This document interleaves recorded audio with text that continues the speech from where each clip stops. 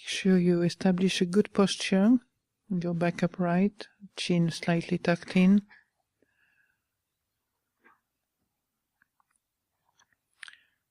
And just spend a little bit of time just noticing how you're feeling.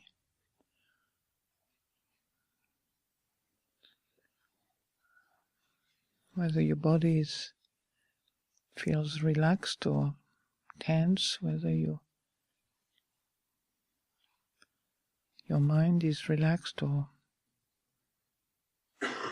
tight. Just notice the kind of general atmosphere of mind, body right now.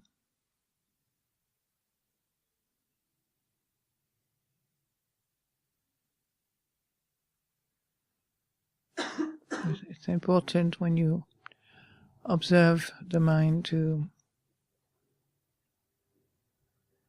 have an approach which is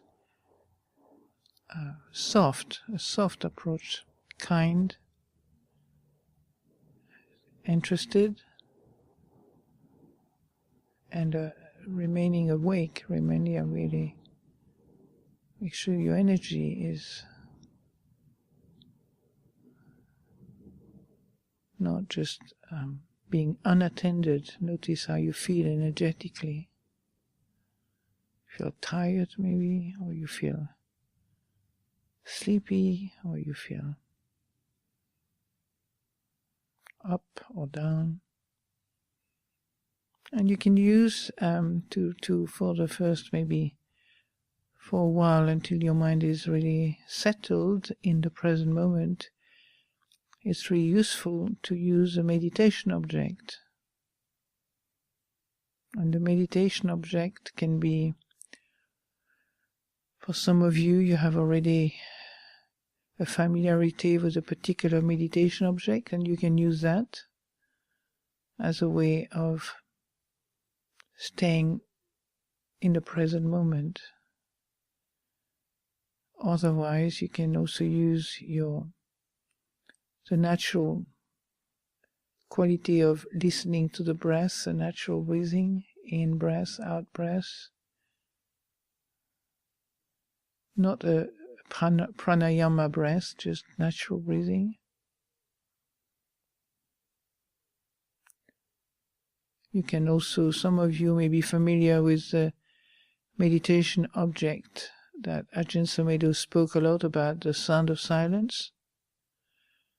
So you're not concentrated only on the sound of silence, you're aware of the sound of silence, you're not absorbing into the sound of silence, but you can hear it, you listen to it as a primary object of meditation, to keep the mind focus on something which is happening now until it is actually got a message and your awareness is strengthened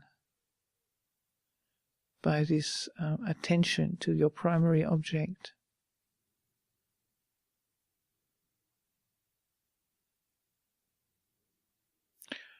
Sometimes in the forest tradition they use a word like Buddho.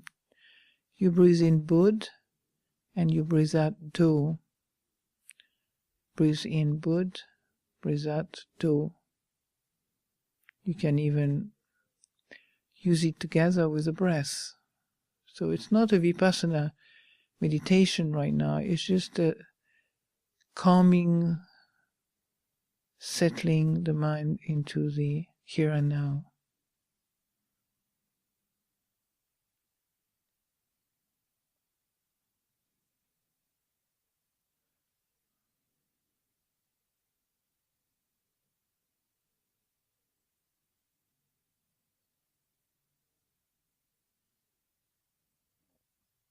Is your mind in the present moment right now, or do you notice where it's wandering around?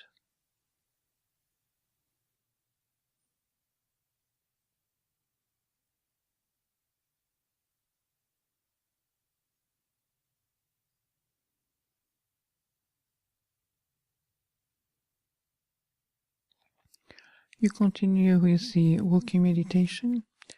I just want to remind you for those, for everybody really, that when we do walking meditation, the senses are still functioning, which means like you can still sense contact, and the eyes can see, the ears can hear, the mind can think, and the body is in contact with the earth. When you walk, you're in contact with the ground.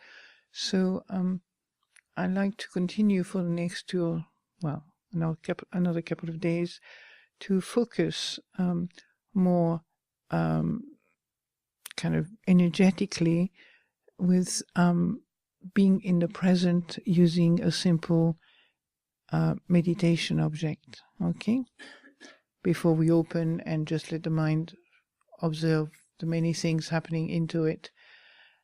Try to do it in a relaxed way, because sometimes meditation objects don't always work for people who are already very tight and have a tendency to concentrate their mind over concentrating, not in a kind of dharmic way, but just sort of focusing too tightly on things.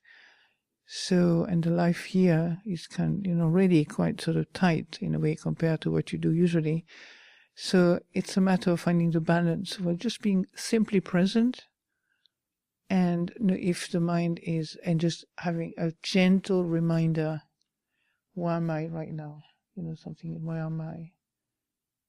Okay, how far am I here, or just what am I thinking? Am I thinking right now?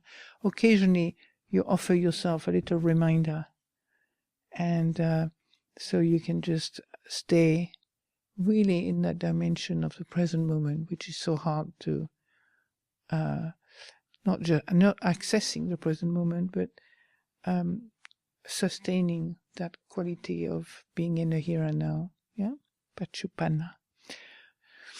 So we meet again at about 3:30. Yes, and you continue with your sitting practice. Right?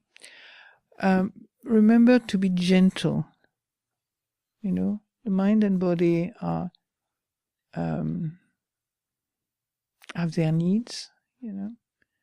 Sometimes the first 3 days of meditation retreat, you experience a lot of tiredness, sleepiness sometimes, simply because you're kind of giving yourself a little recuperation here right now. Your mind suddenly, it's manifesting how it feels and what you've been doing the last many months, so you feel quite tired sometimes. Nothing wrong with you, it's quite normal. Yeah. So work with these particular experiences in a gentle, friendly way, always friendly.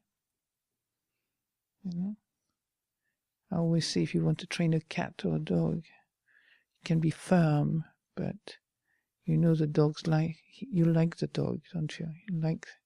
You're friendly. You train the dog, but friendly.